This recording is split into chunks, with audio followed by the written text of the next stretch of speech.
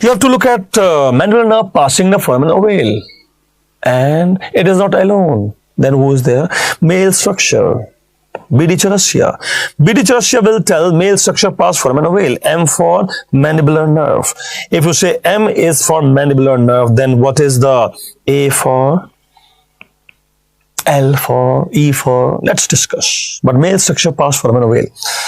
There's a question asking male structure pass foramen ovale. Who is not passing? And you tell, I know. You know?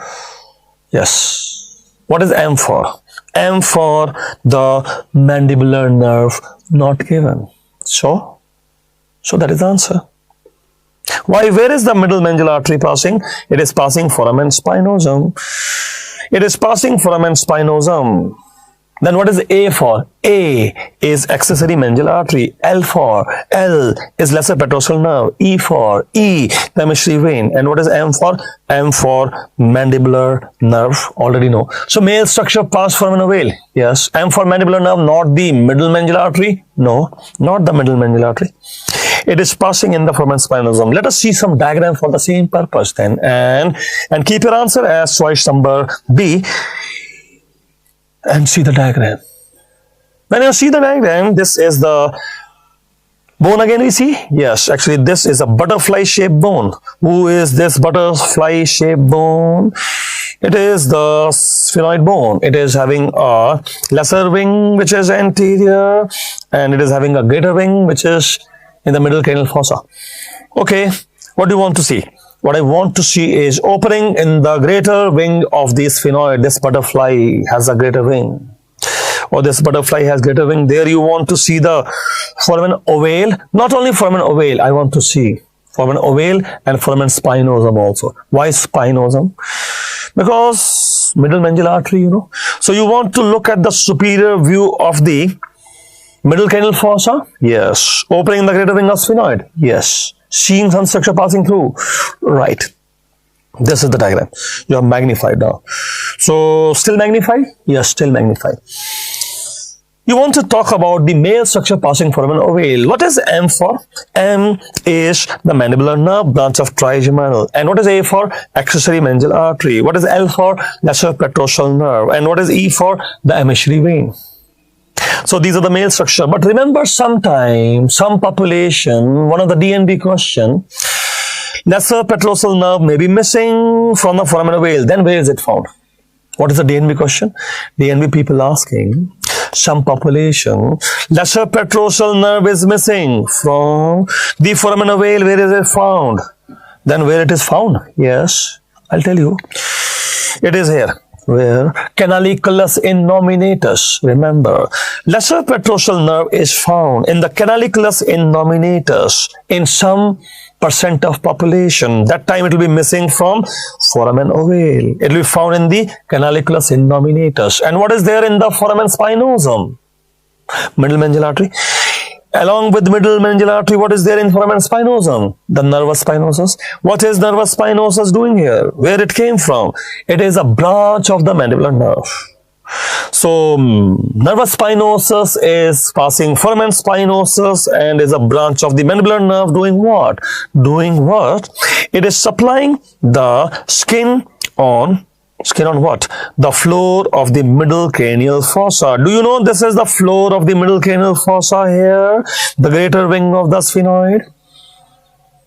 This is greater wing of the sphenoid. This is the floor of the middle cranial fossa, and it is supplied by nervus spinosus. So nervus spinosus supplying dura mater at the floor of the middle cranial fossa. Yes. Is a branch of the mandibular nerve branch trigeminal. Yes. That is the questions. All this teaching is based upon questions which are already been asked and repeat potential, or there may be new questions, expected questions. Okay, fine. What was the answer to the question? Male structure. Yes, you already told the answer. Why are you looking at this again? Because I need more information for middle mandibular artery. What information you want for middle mandibular artery? That is the answer. You know, it can bleed where? Deep to terion. What hemorrhage is that?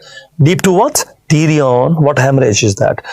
Oh, middle meningeal artery bleeding deep to pterion. The hemorrhage is, I think, epidural hemorrhage. Yes, not only it is called epidural hemorrhage, it is also called extradural hemorrhage. So epidural, extradural hemorrhage is very much an emergency. Why it is very much an emergency? Because you have to evacuate the clot. Otherwise, your patient will be evacuated. Patient will be evacuated from where? From the ward to the autopsy room. Why? Because the patient is dead now. Oh, that emergency? Yes, that's emergency. So you're telling that middle meningeal artery can bleed and deep to pterion? Yes. And kill the patient? Yes. It is an emergency because the patient is having epidural hemorrhage, extradural hemorrhage. If you don't evacuate the clot with the consultation of radiologist, of course, then may happen that your patient is evacuated from the ward into the autopsy room. Don't let that happen. You are a good physician, you know. Okay. But I have to consult with radiologist. Of course, you have to consult with radiologist. You have to put burr holes in the skull, yes, to evacuate the clot. Actually, these patients have lucid interval. What is that? Lucid interval. Lucid interval psychiatry. No, not psychiatry. This lucid interval is a short period of consciousness. There is a short period of consciousness between the two periods of loss of consciousness, loss of consciousness. When there is a injury, there's loss of consciousness. But for a short time duration, patient became conscious. And there was some problem progressing, but the patient will not show any sign of increasing severity, and suddenly again there is second loss of consciousness. So first loss of consciousness, second loss of consciousness, between them there is some period of consciousness where the patient appear normal. Yes, that is called lucid interval, and it can, you know, deviate yourself from the diagnosis. So be careful about lucid interval. Okay, I will be careful when I go to NIMHANS. I will do MCH neurosurgery in NIMHANS. Oh, that's good. Why don't you do MCH neurosurgery at AIIMS? No, it is my preference. I'll do at NIMHANS. Okay, then do it. NIMHANS doesn't matter. My MBBS is from Bangalore Medical College. That NIMHANS is a very good institute. But my MD is from AIIMS Delhi. It is also a good institute. You can go anywhere. Don't worry. Anyway, let us discuss the details now. This is pterion. Yes, what is pterion? Pterion is H-shaped suture. If you say pterion is H-shaped suture, can you tell me which four bones are contributing? Can you tell me which fontanelle was there? Yes, fontanelle, yes. Which fontanelle was there? Sphenoidal? Yes, sphenoidal. Anterolateral. So, anterolateral fontanelle? Yes. The sphenoidal fontanelle? Yes. When did it close? 2 to 3 months after birth. 2 to 3 months after birth. You remember? Then what was this fontanelle at the asterion? Fontanelle at the asterion, don't you know? Mastoid fontanelle. And when the mastoid fontanelle was closing, mastoid fontanelle, it was closing 1 year. 1 year. And when was the posterior fontanelle closing? Lambda? Posterior fontanelle, same time as the pterion fontanelle. So they are same time. What was the same time? That was actually 2 to 3 months. What fontanelle was that? Posterior fontanelle. Now it is replaced by this lambda. And what about the bregma?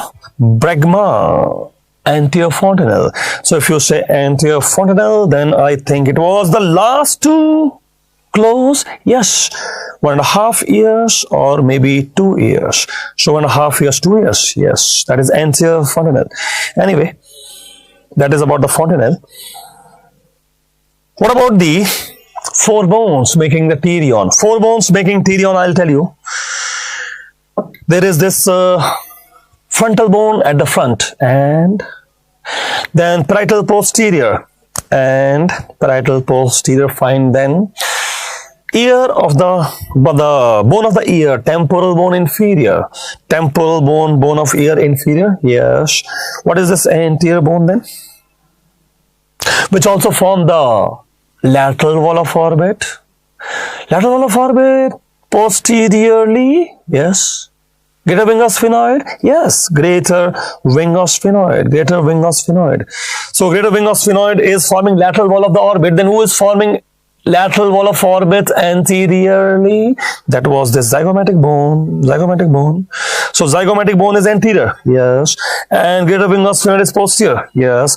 Two bones forming the lateral wall of the orbit, yes, and the greater wing of sphenoid also contributing to pterion. What is deep to pterion? Deep to pterion is the anterior division of the middle meningeal artery, and that anterior division of middle meningeal artery can bleed to give you extradural hemorrhage, epidural hemorrhage. If there is a fracture at the pterion, there is a bike rider without helmet, Hayabusa, without helmet, and fell down and fracture and bleed. Now lucid interval, be careful, don't go with his Hayabusa there. Okay, anyway, where is middle meningeal artery coming from? Middle meningeal artery is coming from the first part of maxillary artery. If it is coming from first part of maxillary artery, then where is it passing through? Through the foramen. What foramen? Foramen spinosum. And after passing the foramen spinosum at the floor of the middle cranial fossa, through the greater wing of the sphenoid, it will enter the cranial cavity. And when it is in the cranial cavity, it can bleed deep to pterion. Which division? Anterior or posterior division? It is anterior division. Remember, that is a question. Pterion is a landmark where one other point is there. What is the other point? You remember there was some cerebrum having lateral sulcus of cerebrum. If you say lateral sulcus of cerebrum, it is also called as Sylvian sulcus. So lateral sulcus of the cerebrum is also called Sylvian sulcus. Yes, what about that? It begins here. You mean to say deep to the skull there is cerebrum? Yes. And in the cerebrum there is some lateral sulcus separating temporal lobe below and parietal lobe above. Yes, parietal bone, parietal lobe, temporal bone, temporal lobe. So temporal lobe separated from parietal lobe by lateral sulcus, and lateral sulcus begins at the pterion. Yes, actually lateral sulcus of cerebrum is also called Sylvian sulcus. This is Sylvian point. That is Sylvian point? Yes. Sylvian point is deep to pterion, and that is the beginning of the lateral sulcus of the brain. So a lot of information here. In fact, you are telling that maxillary artery supply the bone maxilla here? Of course, upper teeth also. So maxillary artery will supply the bone maxilla, upper teeth also. Yes. And has first part giving you middle meningeal artery, which is passing foramen spinosum in the greater wing of sphenoid floor of the middle cranial fossa. Yes. And giving two division. Yes. All that are questions. What about the hemorrhage? That hemorrhage you are talking about? Hemorrhage. This is the hemorrhage. What hemorrhage? Actually, it is the anterior division of middle meningeal artery. This is the latest DNB question. Latest means this year. Yes, this year only. Okay, let us talk about that hemorrhage in detail then. You are asked about a CT scan picture. CT scan picture, what is a CT scan picture? First of all, you should know that it is the middle meningeal artery bleeding, and it is extradural hemorrhage or epidural hemorrhage. Okay, fine. What kind of picture in the CT scan? CT scan, you can see it is a biconvex shadow. Hence, we used to get such cases. We had posting for 15 days, and there we will see every day there will be some 15 to 20 cases of head injuries, and some of them will be biconvex shadow. We were trained for that to detect the cases. So it is biconvex shadow, yes. In CT scan, yes. And that is a sign of some emergency. Of course, it is emergency. You have to consult the radiologist and evacuate the clot then. You are telling there is an extradural hemorrhage, yes. But there can be other hemorrhages also. How will you differentiate? Understand that dura mater has double layer. We have discussed that earlier, if you remember. That dura mater has double layer. They are fused with each other, but they split also to enclose dural venous sinuses. Now, you have to understand that this is towards the skull, so that will be meningeal layer. And this is towards the sorry, that is towards the brain. So that will be meningeal layer. Let us take this as the skull because I am following the diagram. This is the skull side. So that will be endosteal layer of the dura mater. So dura mater has two layers basically. If you're talking about the dura mater, actually two layers are fused with each other and they split to enclose some dural venous sinuses. Dural venous sinuses have venous blood. It is intradural structure.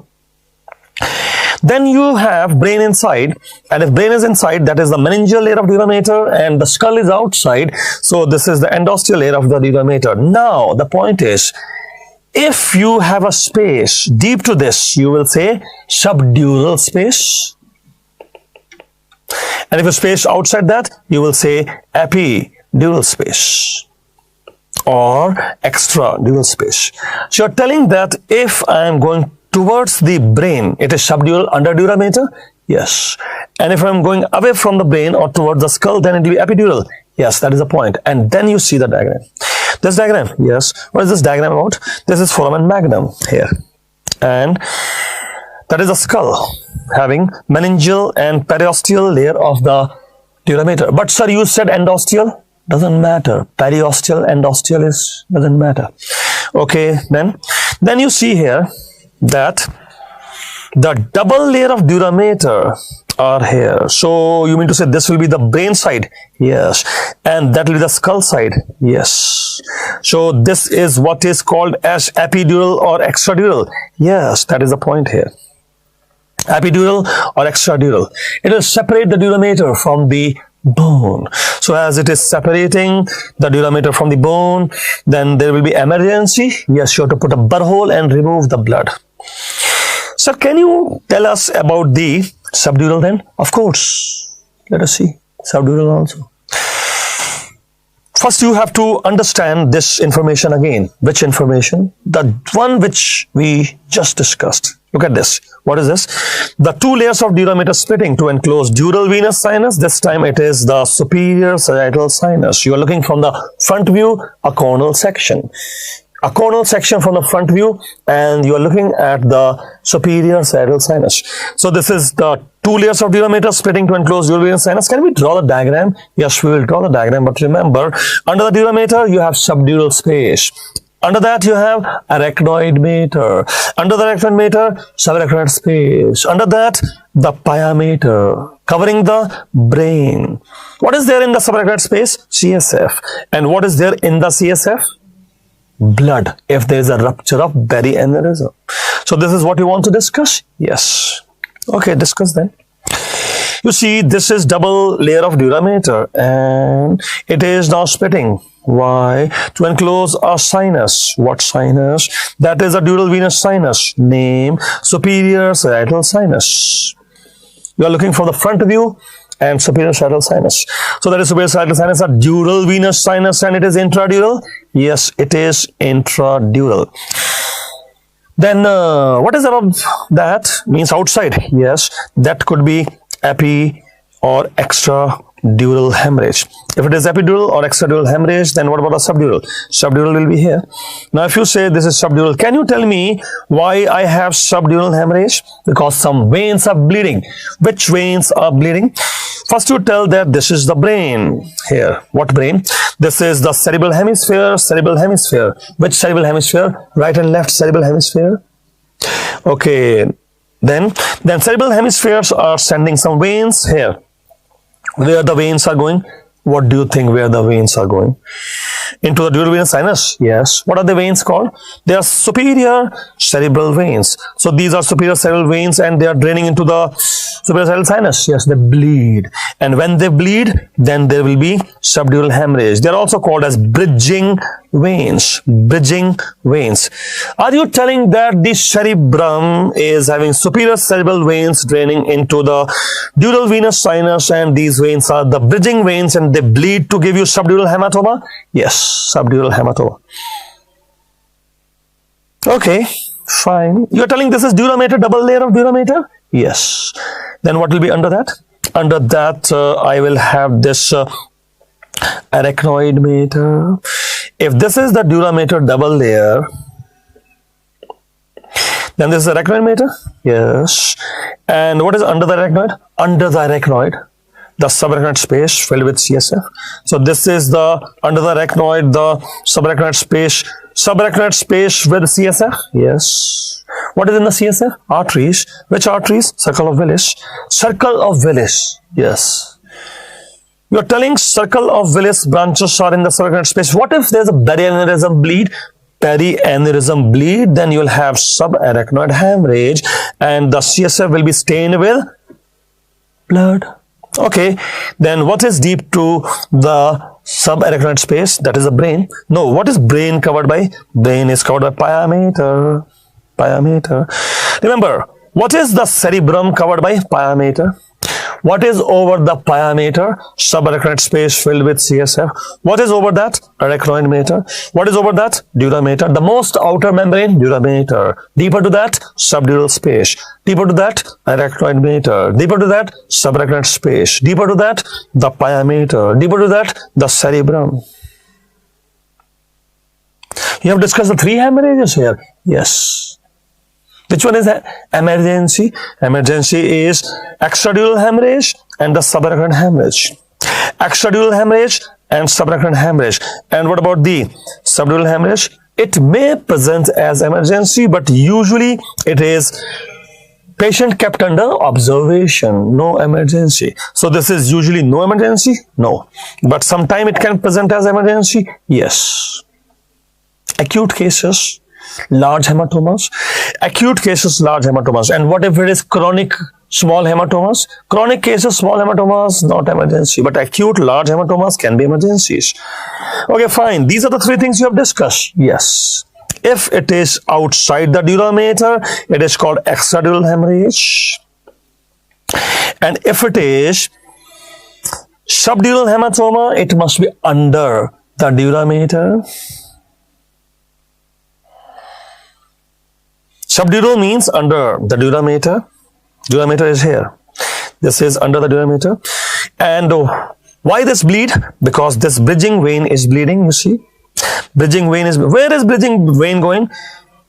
This is cerebrum draining into dural venous sinus. So this is cerebrum, superior cerebral vein draining to dural venous sinus. Yes, superior cerebral sinus. Yes. And the vein is bleeding now under the dura mater, which is subdural hemorrhage. Yes. That is what we have discussed. And what is the third one? Third one you have seen here. What? What is this? This is the subarachnoid hemorrhage. If you say this is subarachnoid hemorrhage, then why there is a hemorrhage? You know this artery, circle of Willis branches. Where are they? Circle of Willis branches are in the subarachnoid space. So if they bleed like there is a rupture of the perianeurysm, then there will be a bleed and CSF will be stained by the blood. This is the subarachnoid hemorrhage. Subarachnoid hemorrhage. So three type of hemorrhages. Yes, we have discussed the three. If it is between the skull bone and dura mater, outside the dura mater, it is extradural. Deep to dura mater, subdural. And if it is subarachnoid space, then it is subarachnoid hemorrhage. These three hemorrhages we have discussed. Now let us move further. As you are talking about cavernous sinus thrombosis, there are some questions coming upon that. First, you should know what are the contents of cavernous sinus. Then you should know what will be the problem if it is a thrombosis there. So tell me, what is exception? Exception, yes. I think I must know the answer by now. Yeah, of course, you should know the answer by now. Cavernous sinus thrombosis is raised intracranial tension, definitely presenting with papilledema. Raised intracranial tension. Papilledema is there. And because there is a thrombosis, there will be venous congestion behind the eyeball, and that venous congestion behind the eyeball, in the socket will push the eyeball out of the socket. Protosis will be there. Since there is thrombosis, there is venous congestion behind the eyeball, pushing the eyeball out of the socket, there will be a protosis, of course. This is wrong and this is the answer. Why this is wrong and this is the answer? Because sensory deficit will be related to only two branches, 5-1 and 5-2, not the 5-3. Why not the 5-3? Because it is not a content of cavernous sinus. So you're telling that the sensory deficit will restrict only to the forehead and the chin? Yes. Not the mandible skin? No. Why? Because mandibular nerve is not a content of cavernous sinus. It is not involved. So only ophthalmic and maxillary nerve involved? Yes. So this is the answer. Yes. What about the choice number D then? That you know already. What? What is this? Still eyeball. Still eyeball. I remember something to do with the number 346. Yes, the number 346. That is a correct statement. In fact, you have known that. External ophthalmoplegia leading to still eyeball due to injury of, which is the first nerve to get involved? Sixth. But then after that, 3, 4 are also involved. Now the eyeball cannot move at all. This is no problem in this question. That is not an issue. Issue is choice number C. So that should be the answer. Can you tell me why this is the answer? Okay, I'll tell you, but this is the answer. See, your patient came to you with cavernous sinus thrombosis. You are examining the patient. You found patient telling, I have pain on the forehead and tip of the nose. Patient is telling, I have pain on the forehead and tip of the nose. The skin is having pain because ophthalmic nerve is a content of the cavernous sinus. It was involved in cavernous sinus thrombosis. Now remember, some patient will have pain on the skin of the cheek, which is maxillary nerve territory, lower eyelid and upper lip territory. But some patient will not have pain. Do you remember I told you something? I told you maxillary nerve in some patient may be outside the cavernous sinus. Though you should say maxillary nerve is a content of cavernous sinus as given by Harrison 19th edition and 20th edition also. But have you read Gray's Anatomy 41st edition? The latest? Always read from latest books. Harrison, latest edition. Gray's Anatomy, latest. Bailey Love, latest. Sebastian, latest. I have all those books, all the latest editions. Whichever book come, if it came 10 days back, I'll have the book because controversies. I read all the books. I told you, I have made one book reading 400 books. Self-assessment review of anatomy is not written just like that. I teach that way that I take care of controversies at a deeper level. And that is what is happening. Remember, Gray's Anatomy 41st edition is telling maxillary nerve is outside cavernous sinus, which is not to be depended upon. So, surely. So what is the information? Information is simple. Maxillary nerve is definitely a content of cavernous sinus, but in some people it may be outside cavernous sinus, and then the patient will not have pain on the skin of the maxilla. But can the patient have pain or not? Yeah, some will have and some will not have. But will there be any pain on the skin on the mandible in cavernous sinus thrombosis? No. Why? Because mandibular nerve is never a content of cavernous sinus. No pain on the skin on the mandible because mandibular nerve is never a content of the cavernous sinus. Pain may be there on the cheek skin because maxillary nerve may or may not be the content of cavernous sinus, but ophthalmic is always a content of cavernous sinus. So ophthalmic is always a content, yes, and maxillary nerve may or may not be a content of the cavernous sinus, yes, but keep it content according to Harrison medicine. And mandibular nerve is never a content. So one question came, one of the AIMS question, cavernous sinus thrombosis, yes, is the jaw jerk working? What is the question? Cavernous sinus thrombosis, is the jaw jerk working? Jaw jerk, masseter reflex? Yes. I think jaw jerk, masseter reflex is mandibular nerve, sensory motor nerve? Yes. Since the mandibular nerve is the sensory motor nerve for the jaw jerk or masseter reflex, is it working or not in cavernous sinus thrombosis? Of course it is working, it is intact. Because the nerve is intact. So remember, jaw jerk is intact. It is working in a case of cavernous sinus thrombosis because it is sensory motor nerve, mandibular nerve carrying out the reflex. Now, which nerve supply the skin on the angle of the mandible because it is not trigeminal? Actually, skin on the angle of mandible is supplied by A nerve which is supplying the greater part of auricle. And who is supplying the greater part of auricle? That is the greater auricular nerve. Now, if you say greater auricular nerve supply greater part of auricle, is it supplying laterally or medially? No, not medially, laterally. So it is supplying laterally here. Yes. Okay. So greater auricular nerve supplying laterally, not medially here. No. What about the lobule? Lobule, yes, both side. When you are a girl or maybe boy also, you puncture the ear lobule, which nerve will tell you it is painful? Maybe lateral or medial? That is greater auricular nerve. But greater auricular nerve supply this area, not that area. You mean to say upper ear?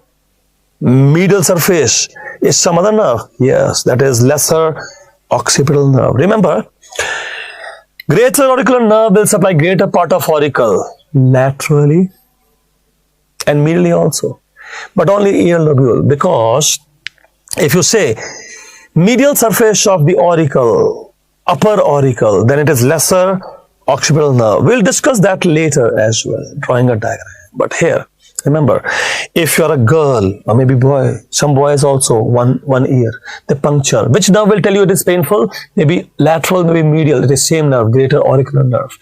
Now, if you say it is greater auricular nerve, maybe lateral medial ear lobule, pain carried by the same nerve. What is the dermatome? Dermatome of what? Angle, skin of the angle of mandible. Skin of the angle of mandible, I can see C2. Okay, C2, fine. Do you know we don't have a C1 dermatome in our body? Why? Why we don't have C1 dermatome in the body? Because C1 spinal cord do not supply the skin. You are telling C1 spinal cord will not supply the skin, so we don't have C1 dermatome? No. Okay, so dermatome begins with C2. Yes. Now, when you say dermatome begins with C2, fine. What is the answer to a question asking skin at the angle of the mandible? Harrison says it is C2-3, but it is not actually. Why? What is it? It is only C2. So you are telling that skin of the angle of mandible in Harrison is written as C2-3? Yes. So there's a mistake in Harrison medicine? Yeah, maybe. I don't know. I cannot comment. See, I cannot comment upon the mistakes in the book, but I can tell you that if there is an option to choose, then which answer to choose? I don't say that Harrison is telling something wrong, but if you have to take a choice, you know, life is all about choices. So which choice will you take? What is the question you are talking about? Let me show you the question, but be careful. Some books will say that skin of the angle of mandible is C2-3, but it is not C2-3. It is purely C2. The diagram in Harrison is 45 years old.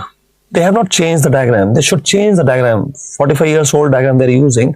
Diagrams have changed after that. So it's really doubtful to follow the diagram of Harrison medicine. Anyway, I told you my job is not to tell which one is wrong, which is right. My job is just to deal with such questions. Give you the best possible answer. Tell me what is your answer. Now, dermatome at the angle of jaw. Yes, C2. But C2 is not in the option. What will you do now? Will you take your answer as C1-2? No. Why? Because there is no C1 dermatome in the body. There is no C1 dermatome in the body. This cannot be the answer. Then what is the answer? Must be C2-3. Which book are you talking about? Harrison medicine. But just now you told that Harrison medicine has a mistake. Yeah, maybe. But I have to follow the book. So it is not a question of mistake or not a mistake. Just know the answer. You should reach your answer. So you're telling that dermatome at the angle of mandible is not supplied mandibular nerve branch of trigeminal? No. So it is not supplied by C1-2? No, because C1 dermatome is not in our body. So this is the answer? Yes, that is the answer.